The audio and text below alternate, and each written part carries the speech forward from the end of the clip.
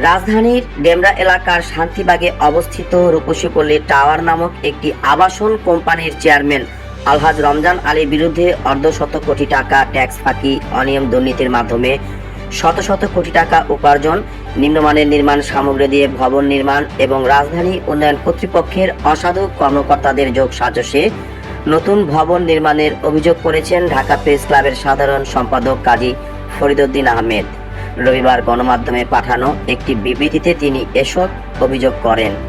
এতে তিনি আরও উল্লেখ করেন, মাত্র 1500 টাকা বেতনে মাতোয়াইলের একটি বেসরকারি উচ্চ বিদ্যালয়ে চাকরি জীবন শুরু করেন আলহাজ রমজান আলী মাস্টার, কিন্তু সময়ের ব্যবধানে এখন তিনি শত কোটি টাকার মালিক বনে গেছেন। এই টাকা উপার্জন করতে হেন কোনো অপরাধ নাই যা তিনি করে নাই। সরকারি তফসিলভুক্ত সম্পত্তিতে ভবন নির্মাণ, ভূমিদস্যুতা, রাজনৈতিক শেল্টার গ্রহণ, এমনকি নারীদের দিয়ে হানি ট্র্যাপের ব্যবসা তিনি করেছেন বলে অভিযোগে জানা গেছে।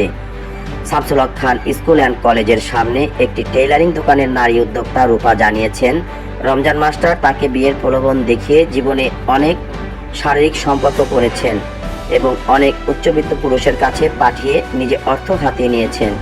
এছাড়াও আজিমপুর শিশু ও মাতৃস্বাস্থ্য ইনস্টিটিউটের এক নার্সকে ফ্ল্যাট দেওয়ার প্রলোভন দেখিয়ে ধর্ষণ করার প্রস্তুতিকালে সায়দাবাদের জনতার হাতে আটক হয়ে মোটা অঙ্কের টাকা দিয়ে রেহাই পান।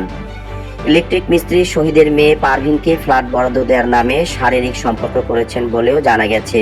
মুসলিমনগর এলাকার একজন কর্মজীবী নারী যিনি ফ্যান ফ্যাক্টরিতে চাকরি করেন, তাকে অর্থের প্রলোভন দেখিয়ে কচি কচি যুবতী মেয়ে নিয়ে আসার প্রস্তাব দিলে তিনি তা গণমাধ্যম কর্মীদের কাছে ফাঁস করে দেন।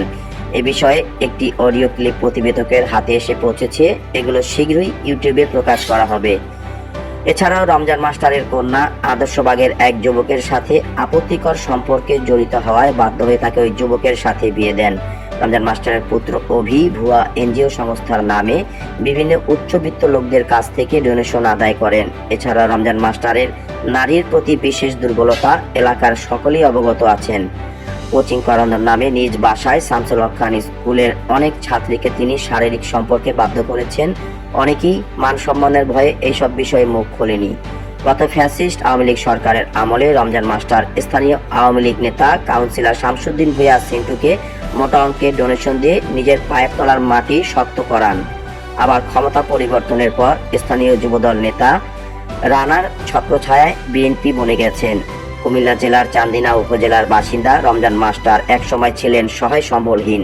আজকে অনিয়ম দুর্নীতির মাধ্যমে সে রাতারাতি আঙ্গুল ফুলে কলা গাছ বনে গেছে।